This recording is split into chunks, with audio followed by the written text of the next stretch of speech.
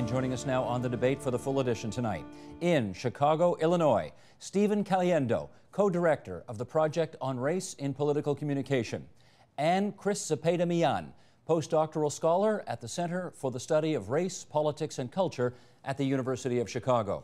In Charlottesville, Virginia, Alex Johnson, director of the Center for the Study of Race and Law at the University of Virginia. In Washington, D.C., Ron Christie, former special assistant to President George W. Bush, and Julie Ajinkya, policy analyst at the Center for American Progress. And in New York, New York, Eric Alterman, distinguished professor of English and journalism at Brooklyn College, and John McWhorter, senior fellow in public policy at the Manhattan Institute. It's great to welcome so many thoughtful and wonderful guests to our program this evening, and we will have a course over the next hour to get all of your opinions on race and the presidential contest, but I think we can't get to that before we talk about the issue of race that truly has captured virtually everybody's attention in your country over the last few weeks, and that is the Trayvon Martin shooting. Let me start here with you, Alex. It is, I think, a fact to say, and forgive me for putting it so starkly, that there are thousands upon thousands of people who are shot and killed with handguns in the United States every year. This case is different. It's become dominant. Let's start with how come. Well, I think how come has a lot to do with the reaction by the local authorities to the shooting, the fact that nothing transpired literally after the shooting, the fact that the shooter was released, that no charges were brought, clearly raised some questions about how the incident was handled, how the shooting of an African American was treated in Florida versus, say, shooting a white person in the same community. And the fact that the inactivity created questions simply led to more questions.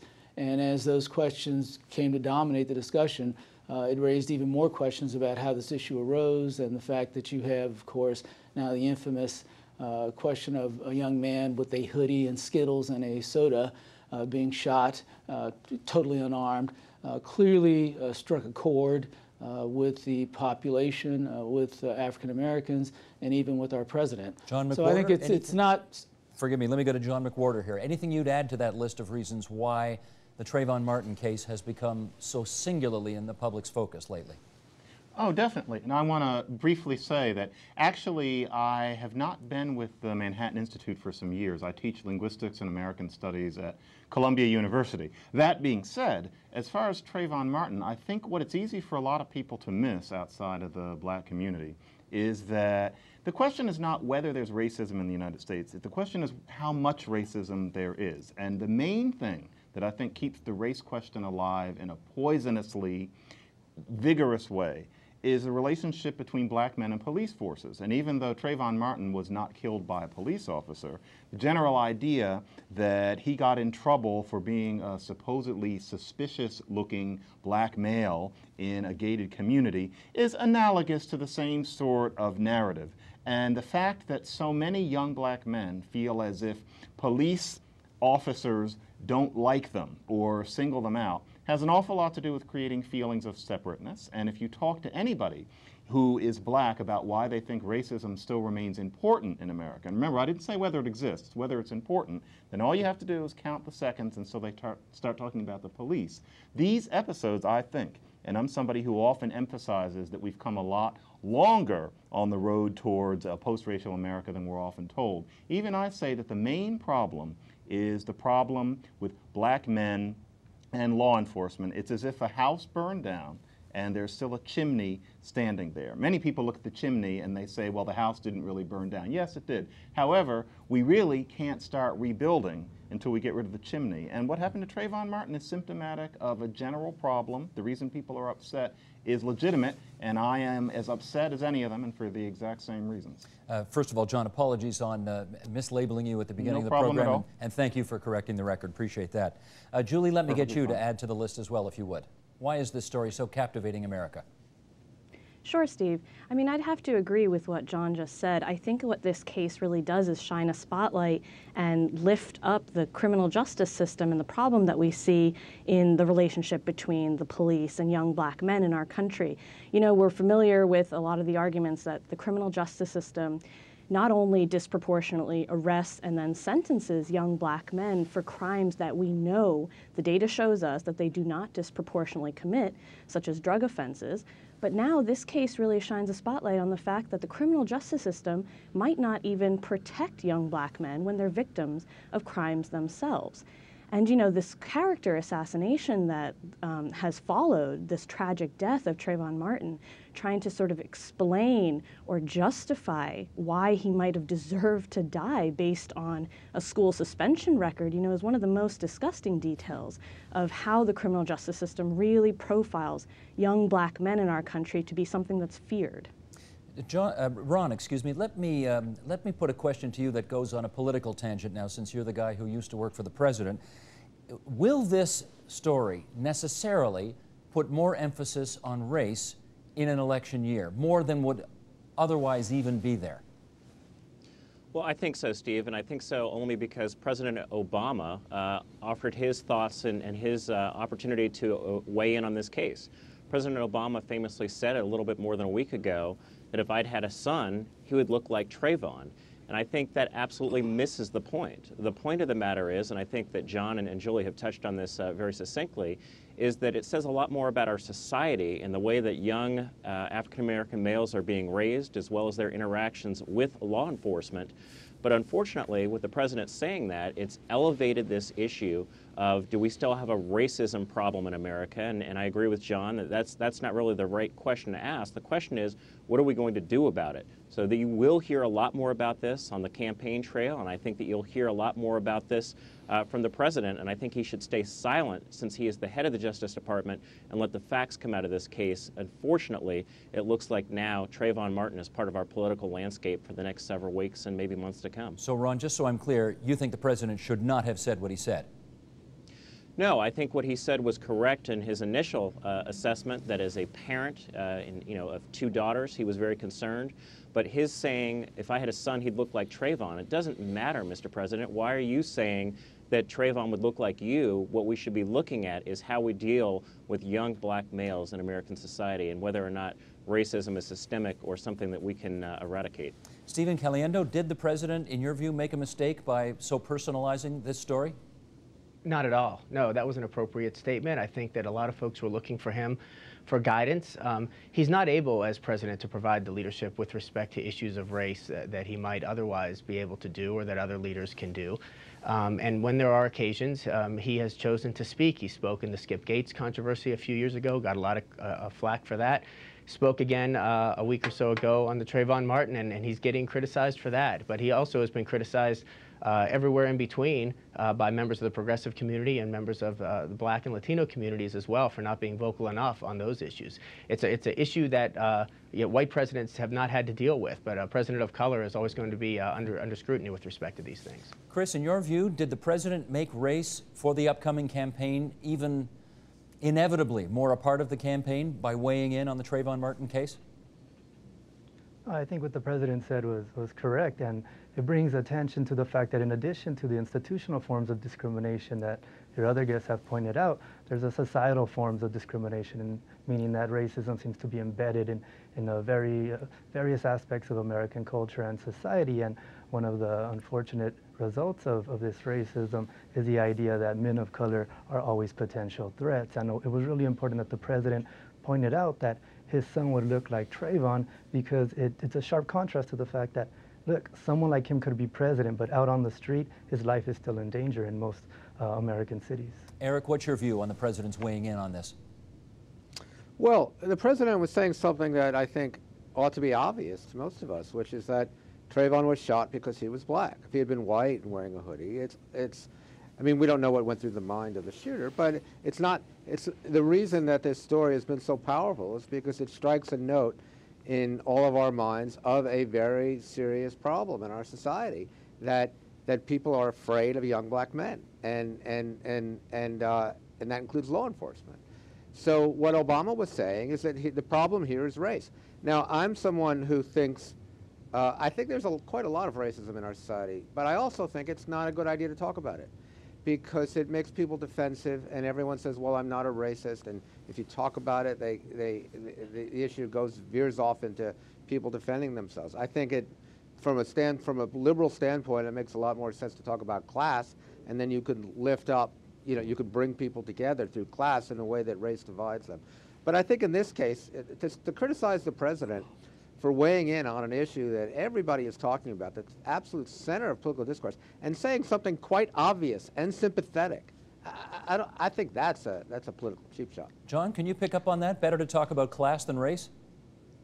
Oh, well, actually, I agree with that more and more, because certainly conversations about race are not productive. I think that really, if we look at the way our conversations about race have gone over the past 45 years in this country, what it comes down to is a question as to whether Black America's problems are due primarily to racism or whether they're due primarily to cultural factors. I think most reasonable people know that the answer is in between.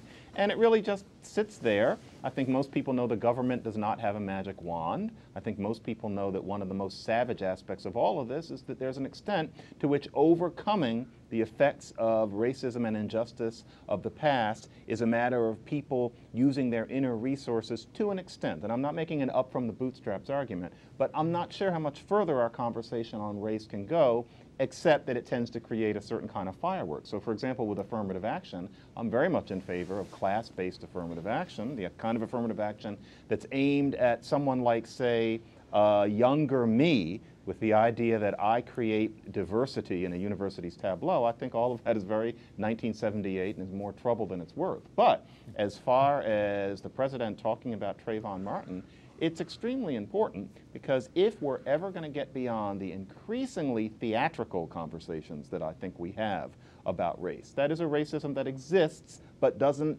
have as much of an effect as I think most people tend to think, then we have to get past this problem of Black men and law enforcement. And if Trayvon Martin is a good symbol because he was rather good looking, because he has a rather catchy name like Trayvon, I hate to say that, and I don't mean to be cynical, but I've been discussing it with people, and if the case was so egregious, then I think that's a good thing, and I'm glad that Barack Obama talked about it. He can't be a Black president, but in a way, he does have a particular responsibility and power, in this case, to put his presence behind something which I think could be very important in touching people in a way that so many cases like this unfortunately don't. I want to give Alex Johnson a chance to respond to that, because Alex, I've been looking at the expression on your face as John was speaking, and that was quite a curious expression you just had. Why don't you fill us in on what you were thinking there?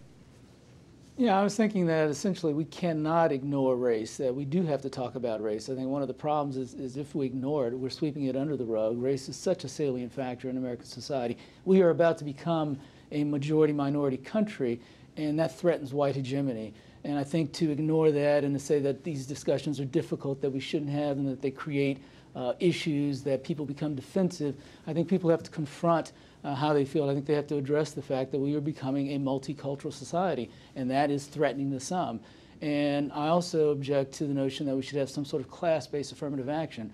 I think that poor whites take privilege in the fact that they are white. There is a property right in whiteness that poor whites view as something that they want to control, something they want to maintain. And they've resisted overtures to join with poor blacks, to form economic alliances, to look at class as the motivating factor, to look at class as why they are on the bottom. So I think before we can get to some sort of class-based affirmative action, before we can reach out to poor whites, we have to address race. If you look at our system of housing, if you look at our system of schooling, you look at religion, you look at anything, you see more segregation amongst the poor than you do among the so-called middle class and the upper middle class. So I don't think looking at class-based or looking at class-based remedies will provide a solution. Julie, let me follow up with you with this. I suspect that when Barack Obama was elected president, many people in America thought, finally the temperature on race and race issues and race relations is going to be lowered. 3.5 years later, do we know whether that in fact has happened? Well, I think that's a great question, Steve. I mean, I certainly think that there's an argument out there that electing our first Black president has sort of indicated that we're in some sort of post-racial society. Whereas I think you're right, 3.5 years later, there are some serious questions we need to contend with, the least of all which is not the least of all, which is the GOP primary and how candidates have really engaged in what I think is a form of racially coded politics that reminds their audiences constantly of the race of our president and of race as a dividing factor in this election. For example, you have Newt Gingrich saying that he's willing to tell the NAACP that they should tell blacks that they should demand paychecks instead of food stamps. And now what that does is paint this picture, incorrectly, I might add, as food stamp recipients as equivalent to blacks who do not work. Do you know what, Julie? I'm going to jump in for a second, Julie, because we happen to have standing by here 3 clips, 2 of them from Rick Santorum, 1 of them from Newt Gingrich, which actually speak to the example that you're talking about and more. So let's play that tape and then we'll come back and pick up on the other side. Roll tape, please. Sure. Ladies and gentlemen, America was a great country before 1965. The fact is that more people have been put on food stamps by Barack Obama than any president in American history. President Obama once said he wants everybody in America to go to college. What a snob. Just pick up on those comments, Julie. Did you interpret those as race baiting? I do. Picking up on Gingrich's comment calling Barack Obama the food stamp president, that's similarly, like I was saying before you played the clip, it's painting this false picture of blacks who do not work as food stamp recipients in our country, where we know the data and research show that the majority of food stamp recipients are actually white in our country. Food stamp usage has gone up 3-fold on our military bases, and actually 3 times as many households that receive this assistance are receiving income from work rather than welfare. So to paint this false picture of racially coded politics, food stamps as a racial entitlement program, is really ignoring the severe problem that most of our country is in right now, with 15% of our population receiving food stamps. Ron Christie, you want to come back on that?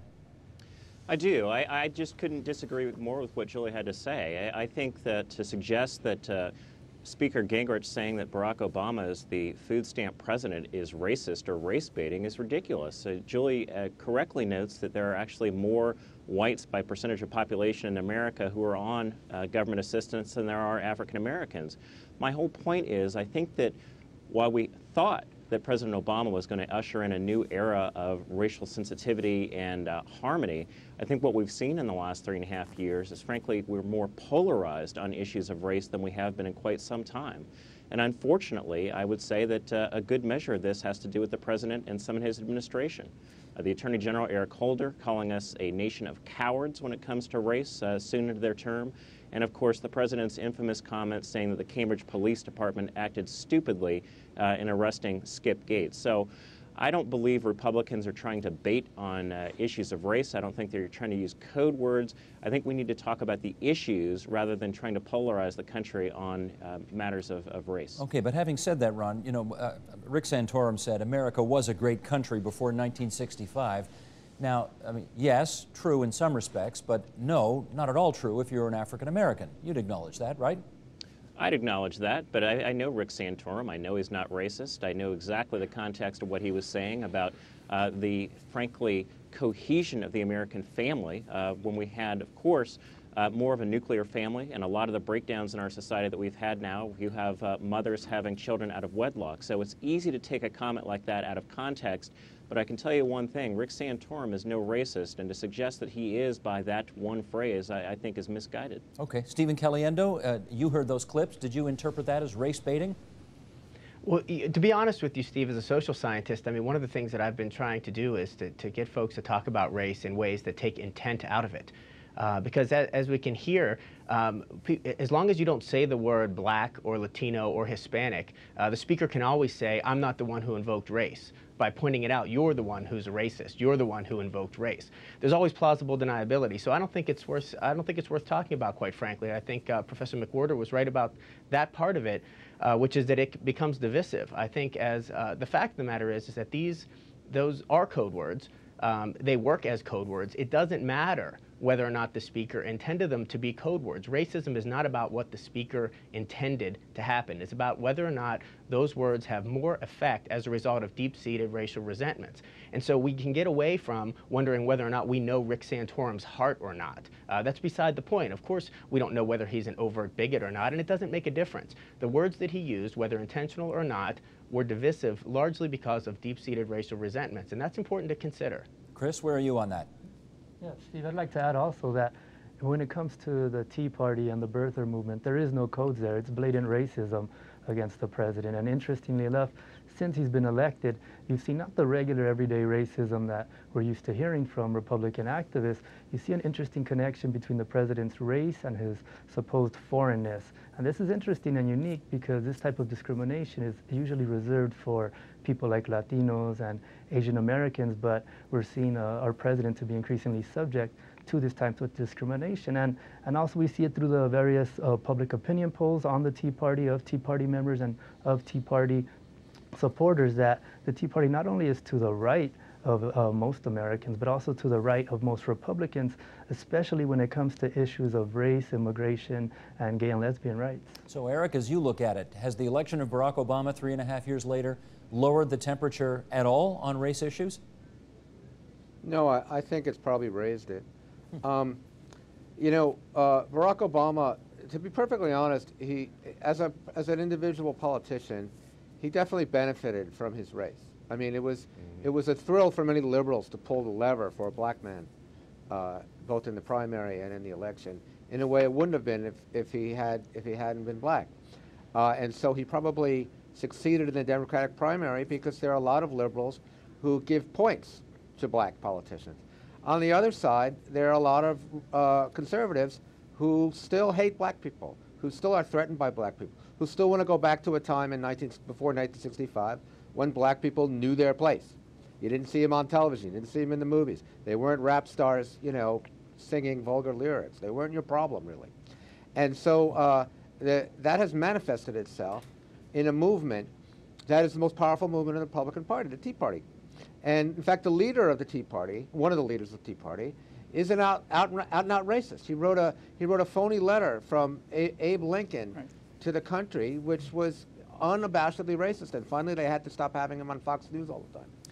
And so the problem for the Republican candidates is that that's who votes in primaries. The people who are most vociferous about politics, the base, are the people who choose the leader. And a good proportion of these people are motivated by race. 28% of Republicans today think that Barack Obama was born in Kenya. A significant number of them think that he's a Muslim. In fact, more of them who think that he's a Muslim believe that he's trying to turn the United States into an Islamic republic, believe it or not. Now, there's no evidence for any of this anywhere, and there's no evidence for a great number of the things that these people think. But the Republican candidates, to be elected, to get the nomination, they have to pander to it. In some ways, it's not all that different than pandering to people who think that global warming is a hoax. But it's obviously much more dangerous for our society in the near term because people suffer for it. Ron, you're not here to speak on behalf of the Republican Party, but the fact is you are a Republican, and you may want to take a kick at why the Republican candidates don't seem all that vociferous in trying to repudiate these statements when they come forward. Why do you think? Well, first of all, let me just say, as a sweeping generalization, that the previous speaker's comments were entirely baseless and I think dangerous. To suggest well, no, they were that factually Republicans... Based. They were factually based. I can show you the data. I can show you the data. To suggest that conservatives... Sorry, I didn't speak over you. To suggest that Republicans and conservatives are racist is absolutely false. There is a certain element in the society, there's a certain element... You actually said 28% of conservatives believe that believe that Barack Obama was born in Kenya. 28% of Republicans. Actually, stand by, Eric, stand by. Let's let Ron finish his thought. Thank you. A little politeness would be appreciated. What you actually said is that Republicans pander to these racist elements. I think that is absolutely false. It is absolutely untrue. There's a certain element, regardless of your political affiliation in this country, who are racist. But to suggest that members of the Tea Party, and mind you, the Tea Party stands for taxed enough already. The Tea Party folks were, in fact, created by the president's overreach and the expansion of the government. These were the same folks who swept out the majority of the Democrats who controlled the Congress. My whole point here in this conversation is to suggest this. Steve, there are Republican candidates who want to unseat the president, but they want to unseat him based on his policies, not based on the color of his skin, and not trying to blow a whistle to some racist elements in society that vote for me and I'll get rid of the black guy. It's just an absurd notion. I'm tired of hearing it, and it's only dividing this country on matters of race to focus on race rather than to focus on the fact that this country has significant economic and social problems we need to deal with. Alex Johnson, you want to come in on that? Yeah, I think Ron's got it wrong. I mean, clearly the Tea Party movement is fueled largely by race. Where was the Tea Party when George Bush was running up the deficit? He inherited a surplus. And no one was screaming about large governments. No one was screaming about deficits when Bush was the president. I think that clearly Obama's election threatens a certain segment of the population. And that segment of the population is representative of the Tea Party movement.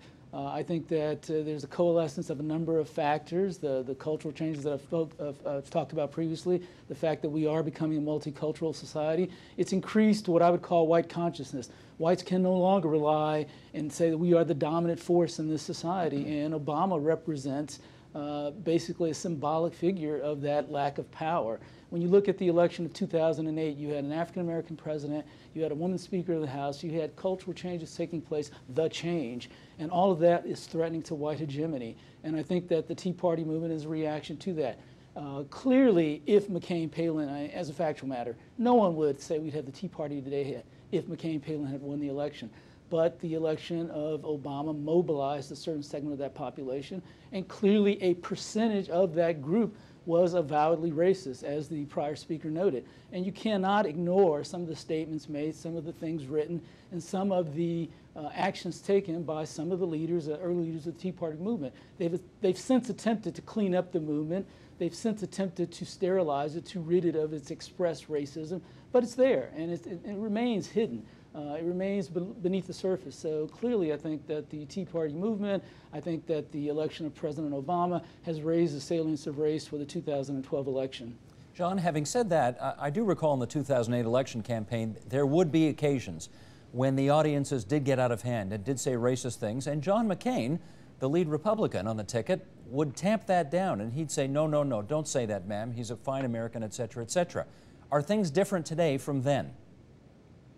We're pulling the camera in too close on all of this. For one thing, we often say that, quote unquote, everybody said that America was post-racial or that some significant group of people said it after Obama's election. It's unclear to me how very many people ever said that. I thought that what was always being asked was the question as to whether or not we were post-racial, and what we were supposed to do was say no, which almost any sensible person has always realized. The question is how much racism there is and how much of an effect it has. And as far as I'm concerned, certainly we can see a certain group of people standing up when Rick Santorum says something obnoxious or Newt Gingrich does. Those things happen. They've been happening every week or two. But the question is, which is more indicative of where the country is? The fact that we did elect a black president, and it wasn't even close, and let's face it, that was still only 10 minutes ago, or whether a certain crowd of what I think of as increasingly benighted holdouts stand up and clap when the cameras are on, when certain individuals like Newt Gingrich and Rick Santorum say mean things. And I think that we let the media distort what the general narrative is. It seems to me that the Republican who's going to get the nomination is the one who is virtually devoid of any comments like that. I don't think it's an accident. What it comes down to is this. There will always be racist people. And even among New Yorker reading, brie cheese eating people, if you do the right psychological test, you'll find that there's some sort of racism underneath. That's certainly true. But the kind of dialogue that we often hear from very smart and well-intentioned people, including some here, that America needs to confront that we need to get people to understand, quote unquote, the nature of white hegemony, et cetera, I genuinely don't know what that means. And by not knowing what it means, I don't mean that I don't know what it means. I mean, I don't understand what the actual actions with results could be that could make a group of Homo sapiens that psychosocially sensitive. I think that we have a sense of human beings that is a little bit too perfectible. I'm a black person. I know that racism exists. I assume that some will always exist. But how far along have we come, and how significant is it? In the America that I can imagine, and I think it's as far as we can go, there will always be people who will stand up when someone says something about food stamps and means it as racially coded. Of course people are going to say racially coded things. The thing is, how often, how many, what kind, and what kind of effect does it have? Okay, and unless we have somebody in the White House talking that way, I feel that we're exaggerating the impact of all this. Julie, I'm going to read an excerpt that was in The Nation magazine a couple of weeks ago and then get you to comment on it first, and maybe we'll go around on this. In 2008, non-college white voters backed John McCain over Obama by a resounding 58% to 40%. Republicans won even more of them, 63%, in the 2010 congressional election. To win in November, the Republicans must perform even better among non-college white voters than McCain did. The Obama coalition consists of non-whites, educated whites, and young people. As Jonathan Chait recently explained in New York Magazine, that leaves Republicans with three paths to winning: making inroads among non-whites, driving up their margins among older white working-class voters, or disenfranchising Democrats. They have pursued the latter two options. You're in the American Capitol, Julie, so I want to get you to start some discussion on this part here. Is the Republican Party, in your view, playing on a kind of fear and racism strategy, what you might have called, in the Richard Nixon years, the so-called Southern strategy? What's your take on that?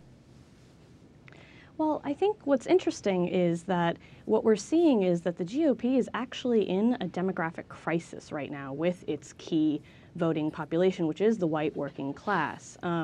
Despite the fact that pieces like that in The Nation predict that Republicans will need to cater to this key demographic to win the election, the fact is that they're polling incredibly poorly. While in 2010 they might have won by a landslide, as much as a 30-point margin over Democrats with the white working class, what we're seeing now is that most recent polling, and I believe that piece in The Nation actually does refer to this poll, Obama against Romney is holding a single-digit margin right now with white working class voters. And so what I think we're seeing is that the Republicans are in crisis, like I said, and they're not quite sure what to do because the other demographics of the country, like was previously mentioned, our country's about to become a majority-minority country. And so the other key demographics are communities of color, which the GOP has consistently alienated, not only through the primary race, but through their policies, which seek to not only slash critical investments like education infrastructure, but they're protecting, the most wealthy with tax loopholes. And so the GOP is really not presenting itself as an inclusive party that either appeals to the white working class or to communities of color, two key demographics that you need to win this election. Stephen, do you see the so-called Southern strategy in play right now? I have to almost give you the non-racialized answer to this. To be honest, as a political scientist, I'm thinking about this in a couple of different ways. One is, first of all, I've never been so pleased not to be a pollster or a political scientist who studies public opinion, because this is very difficult. First of all, it's difficult because these head-to-head contests are tricky. The president really hasn't started campaigning in earnest yet. I mean, he's campaigning very hard in terms of fundraising and being ready to campaign, but he hasn't hit the campaign trail, and it's been a year of 10 Republicans down to 8, down to 6, et cetera, down to 4, hammering him on a regular basis. And so head-to-heads become tricky there. The other tricky part, though, which does have a racial component, is with respect to mobilization. Right? Voting behavior scholars tend to think about vote choice in terms of the candidate for whom a person will vote, but also whether or not they choose to vote at all, whether or not they stay home or whether or not they're mobilized. One of the reasons that President Obama, then Senator Obama, was successful in 2008 is that he was able to mobilize large numbers of folks in demographics, not just racial demographics, but young folks as well, who had not been mobilized en masse before. There was a historical component to that, as Professor Altman referred to, and that's not going to be there in 2012. And so certainly the Democrats, we've got to have a little bit of concern about that. So whether or not there's a strategy with regard to, a Southern strategy that invokes race, there's part of that probably, but really it's an electoral map strategy. And, you don't have to win by a lot of votes to turn a state from blue to red. You just have to win a plurality. Ron, do you see a Southern strategy so-called in play? No, I don't. You know, the notion that the Republican Party is actually going out there and saying that we are going to ostracize communities of color or we're going to discriminate against people based on their skin color, I think is ludicrous. Politics is about addition rather than subtraction. Republicans need to gain more votes to win at the ballot box, and Republicans are making very aggressive outreach to people not based on the color of their skin, but based on their policies and their ideology. You know, to somehow suggest that there's some secret, shadowy, backroom notion that we're going to exclude Hispanics or exclude African Americans, I think is ludicrous. But again, it only reinforces the notion that I believe very strongly that people want to see the Republicans in the worst way possible, which is to say that we're excluding folks based on race, when Republicans have been very consistent about looking at the president's policies, the president's promises, and the reality of what the promise turned out to be, that somehow if you disagree with the president or this political party, then you're racist. And that, to me, is the most damaging and the most dangerous aspect of where we are in society, that you cannot criticize an African-American president without being accused of being racist. That's troubling. Chris, it is a fact that white working class men in particular were very hard hit by the recession that we've just come through, harder than in many previous downturns. Do you think this has hardened that demographic group's attitudes on race? Look, I think long-term, demographically, the Republican Party is a dying party. It's a party of older white males.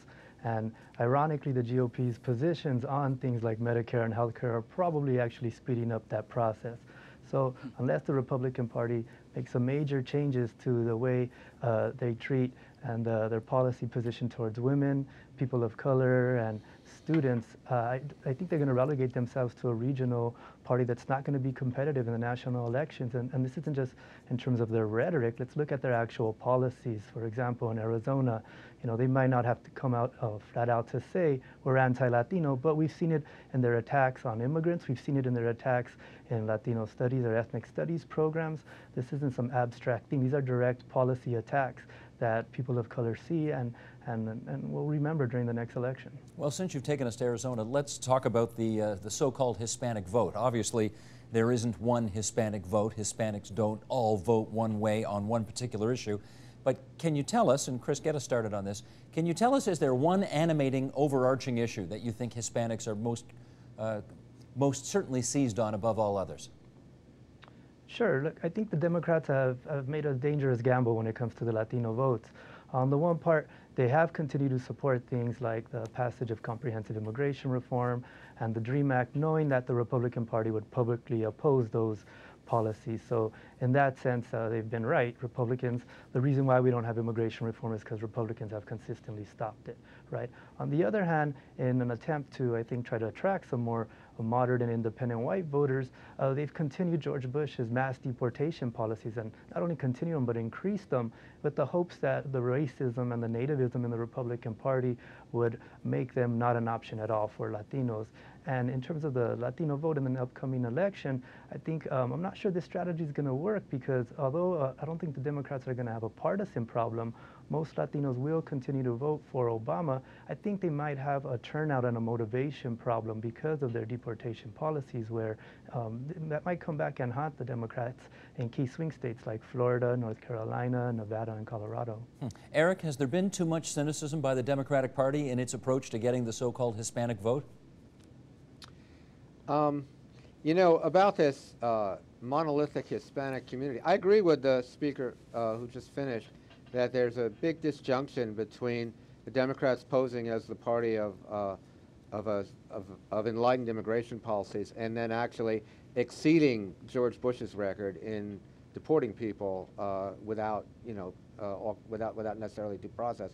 But you know, the thing about people who vote in elections is that they're all legal. They're all here. They're all citizens.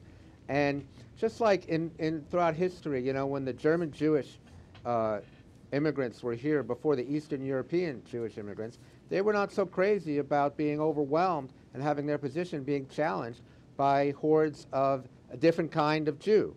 And who knows? I mean, Barack Obama has a turnout problem with everyone. He's disappointed everyone.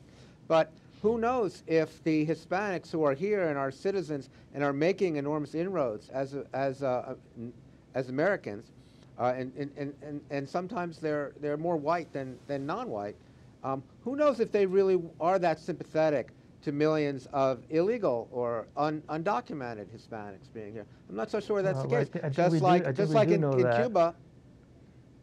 I think we do know that by the fact that most Latinos that turned out during the 2008 election identified immigration as a key issue for them. We know that about 46% of Latino voters were immigrants, most of whom, almost everybody in the Latino community has a family member that's an immigrant, a neighbor that's an immigrant, and probably knows somebody that has been undocumented at one point of their life. So immigration might not rank as the #1 issue for Latino voters.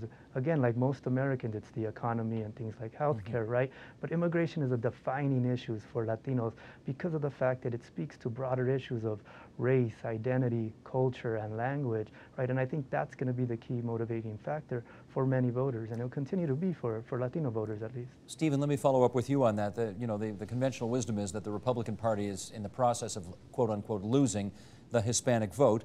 But many people would also observe that the Democratic Party is completely taking the Hispanic vote for granted. I presume there's a danger in doing that too, isn't there? There is. I don't know that they completely take it for granted. Of course, we understand that we talk about the Latino vote as monolithic. Of course, it's not, and we know certainly some of that's regional. Some of it is from nation of origin. We know that Florida, Latinos, for instance, of Cuban descent, vote disproportionately Republican. Certainly, you couldn't argue that the Democrats are taking that vote for granted. And I think that in other respect, Latinos from other nationalities, national backgrounds, aren't necessarily even being taken for granted by Republicans. We know that George W. Bush, for instance, did well in Texas with Latinos, and there's opportunities there because exactly what my colleague said, that even though immigration is an important issue, just like everybody else in the country, we're worried about economy, we're worried about health care, we're worried about Social Security, and there's lots of folks that are tuned into those things as well. And so there is some possibilities of taken for granted. Again, I would just reinforce my last point with respect to vote choice. But again, mobilization is almost never taken for granted. Let me, Ron, get you to react to the following. This was published in the Huffington Post Canadian edition. It's called Latino Voices, published just a week and a half ago or so. Laura Garza, head of Somos Republicans, the largest organization of Latino conservatives in Texas, has quit the Republican Party because of what he described as the anti-Latino rhetoric of GOP leaders. Garza said he is still a conservative but considers himself an independent, not aligned with the GOP. Quote, "The Republican Party has turned radical and unreasonable," he said. It was unacceptable, he added, that party members applauded and GOP leaders did not condemn former presidential candidate Herman Cain's remarks when Cain twice defended the idea of killing innocent migrants while discussing an electrified border fence proposal. GOP leaders did not condemn the remarks. Same kind of question as before when I asked about those clips, Ron. The Republican Party, it seems, doesn't refute comments like those made by Herman Cain strongly enough. Do you think that's a problem? Well, I think they should have. I didn't like Herman Cain's comments there at all. I think you can have an honest discussion about immigration reform without focusing in on the race of those folks who are illegally crossing our borders. Herman Cain had a lot of bad things that he said during the campaign along racial lines that I didn't agree with. But again, it's not that the party has to stand up every time someone says something stupid and say, oh, we're not racist. I think people can honestly judge the individual making those remarks and have their thoughts related to that specific individual. But again, it's not just the Republicans. I mean, the whole narrative we've seen here tonight is that the Republicans are racist, conservatives are racist. If you oppose the president, you're racist. If you're in favor of immigration reform, you're racist. The issue is, what can the United States do to address a very porous border at our southern border? And if you want to talk about strong immigration reform, I find it interesting that Mexico will actually arrest you and put you in jail if you harbor an illegal immigrant. Mexico will actually deport anyone in Mexico illegally without giving them due process. So if you want to talk about a harsh immigration plan, we need to look no further than our neighbors to the south and say, look at what they're doing down there, look at what we're not doing here, and we can take race out of the issue and say, how can we maintain a strong border with our folks, not only to the south in Mexico, but also with you up there in the north in Canada. John, is that a fair point? Yeah, I do think it's a fair point. And I would also say that I've always had a certain Latino envy as a black person when it comes to voting patterns because, as has been mentioned, Latinos have in recent years in particular tended to split their vote between Democrats and Republicans much more than the black American community has. And I think it's a problem because it's easy to say, well, we black people are only going to vote for Democrats because Republicans are racist. And I agree very much with Ron that that formulation is oversimplified. More to the point, let's just allow that there is a higher proportion of Republicans who are what we might call racially insensitive and maybe even racist than among Democrats. Let's allow that that's true. It would seem to me that my vote would not be determined on whether or not the person I voted for was absolutely pure in terms of how they felt about people of different colors. That would be one of a great many issues because if all black people essentially vote for the same party, then there is no power. You can stand around and talk about you can't take us for granted all you want, but power is in votes. And black people have been stuck in that for a while. Now here I am saying it, and within my mature voting life, I haven't voted for a Republican presidential candidate yet, but I would, but I fear that a lot of my comrades would feel, no, we can't do that because we don't like the sorts of things that Newt Gingrich said. And it seems to me that Latinos are much better at thinking beyond that little bubble than black people often are. And it worries me. I wouldn't say, as Herman Cain did, that there's a matter of brainwashing. It's more complex than that, but it's still a problem. John, just curious, if Colin Powell were the Republican presidential nominee, would you vote Republican? I most certainly would. You would, okay, just checking. Let's go, Alex, we don't even have to go that far back. George W. Bush's second term, he got 40% of the Hispanic vote in 2004. He got more than half the Hispanic vote in Colorado. He got strong support from Hispanics in Florida and in Texas. What's happened since then? Tea Party movement. 3 words, Tea Party movement. It's driven their party to the right. Part of that drive has been immigration and fear of this country becoming, again, I sound like a broken record, but majority minority. And one way to correct that is to remove all of the immigrants, to return, as they would say, to take this country back. Back where, I'm not sure, but I think what they mean is back when Eisenhower was president, when the country was predominantly white, when blacks did know their place, when there was no immigrant problem, when there was no Hispanic problem. So I think that the Tea Party movement has clearly been a factor. And while I have your attention, I do want to focus on one thing. You can oppose Barack Obama and not be called a racist. We're not saying that. But actions do speak louder than words. And I do think there is a Southern strategy. We haven't talked about the effort to disenfranchise blacks with the voter ID movement, clearly being driven by the Republican Party to keep the black vote down. In Southern states and Western states, that is a rollback, an attempt to, in effect, eradicate the Voting Rights Act of 1965, which is about to have its 50th anniversary in 2015. Clearly, those actions say more than simply, gee, we're not racist. Those are designed to quell the black voters, to keep that movement down. And I think you're seeing the same thing with respect to immigration. With just a few minutes left, Julie, let me try this with you. In England, it almost always at some point comes down to a debate about class. In Russia, it's about empire. In America, is this going to be race, the never-ending debate? Well, I do think that race is going to be part of our American narrative for quite some time, simply because of how our country was founded and our history of race relations in this country. But I do think that as we move forward, one, just hearkening back to some of the previous conversation we had, I really don't think that we can just separate issues like race and class and talk about them as though they're exclusive of one another, because we do have to realize that there's significant overlap between these two groups in our country. But I think, too, more interestingly, we've talked a little bit about the change in demographics that we're facing as a country. And, some projections have us going up to about 20% of a mixed race population over the next 4 decades. And so I think, as rates of intermarriage increase, as the multiracial population increases, I think we're going to start seeing race conceptualized in an interesting way, and maybe some boundaries being blurred. But for the time being, I do think that race is a pretty salient factor in American story. Interesting point. Ron, does this story sort of go away as more intermarriage takes place in the future? Well, I think Julie's right on that. I think certainly America is really becoming the true melting pot that we were thought of at our founding. But the fact of the matter is, Steve, I think as we head towards the 2012 election, I think that a lot of the issues and a lot of the factors that we're going to hear on the campaign trail are going to amount to a vision and a philosophical leadership that the candidates seek to take the country. But unfortunately, at the outer edge of that, I think there is going to be an increased conversation on race, whether or not opposition to the president is racism, and really taking a self-examination of where we are in America right now. I'd say that we are at a more polarized state, unfortunately, 3.5 years into the first African-American president here in America than we were before his election. Stephen, I got 20 seconds left. You want to put a bow on this for us? I'll try. I mean, I think that we have to have the conversations. They're important. And as much as I respect Professor McWhorter's position with respect to whether or not we can have that, whether or not we're ready to, or whether or not we're capable, I think we just need to. I think part of the problem was that white folks after the 1960s sort of said, I'm not raising my children as bigots anymore, therefore I don't want to talk about race.